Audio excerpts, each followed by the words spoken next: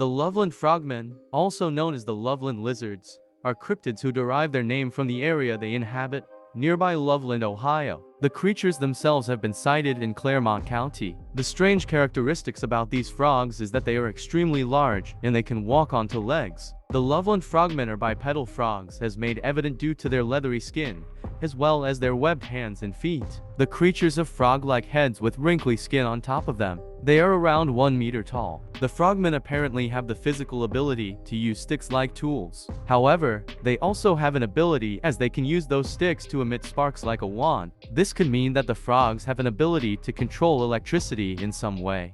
These amphibious anomalies have shocked and terrified both businessmen, farmers, and police officers, and remain one of the most intriguing cryptozoological mysteries in the United States. One of the most intriguing cases encountered is that of the Loveland Frogmen, or Loveland Lizards. The story of these unique creatures begins in May of 1955, on a lonely stretch of road that runs along the Miami River. At approximately 3:30 a.m., a businessman named Robert Honeycutt claimed to have witnessed three bipedal, quasi-reptilian entities congregating by the side of the road. The man pulled his car to the curb and observed these creatures for what he estimated to be about 3 minutes. During this time, he noticed that these strange beings stood between 3 to 4 feet tall, were covered with gray leathery skin, and had webbed hands and feet. Their most distinguishing characteristic, however, was their distinctive frog-like heads. Just as the man was about to steal away, one of the creatures suddenly held what the witness could only describe as a wand above its head. The anonymous source further claimed that sparks spewed out of the end of this device. He left post-haste. Thus begins the bizarre legend of the Loveland Frog Men. This tale would be fascinating enough if it ended there, but the two most significant encounters in this case, and indeed two of the most significant encounters in the annals of cryptozoology, were yet to come. At about 1:00 a.m. on March 3, 1972, nearly 17 years after the first report, a police officer who understandably chose to remain anonymous was traveling along Riverside Road heading towards Loveland when he saw something that would forever change his life.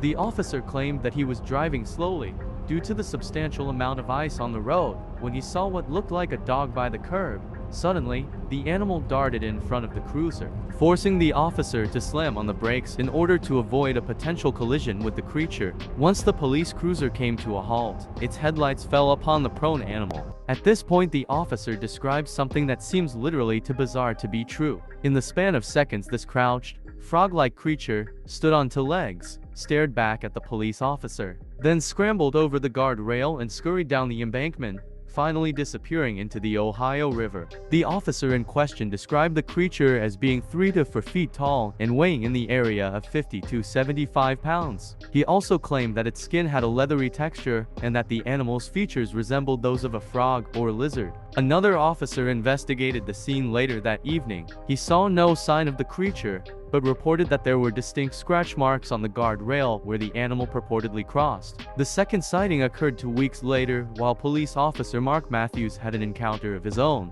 According to the report, Officer Matthews, while driving into Loveland, spotted what he believed to be an injured animal lying on the pavement. Matthews climbed out of his cruiser with the intention of removing the carcass from the already ice-slicked road, when the creature abruptly lurched upwards into a crouch position. Taken aback by the frogman's reptilian visage, Matthews unholstered his revolver and took a shot at the creature, which then proceeded to hobble over to the side of the road and step over the guardrail, all the while keeping a watchful eye on the trigger-happy officer. Matthews' frogman matched the first officer's description down to the last detail.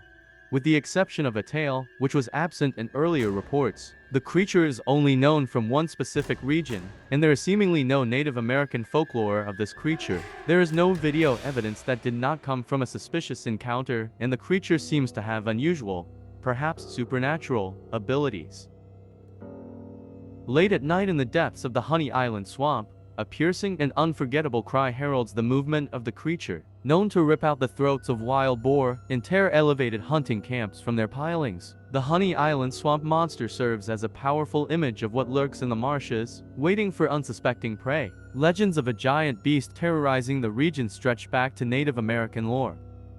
But modern sightings began in 1963, when two FAA air traffic controlmen and local outdoorsmen set up camp in the interior of the marsh's 70,000 acres. Sneaking around the Pearl River is the Honey Island swamp monster. The monster is described as being 7 feet tall, with long gray hair and large yellow eyes. The creature also has huge webbed feet and smells like putrefied trash. Local legend tells the story of a tragic train wreck in the early 20th century. The train was carrying a traveling circus traveling along the Pearl River.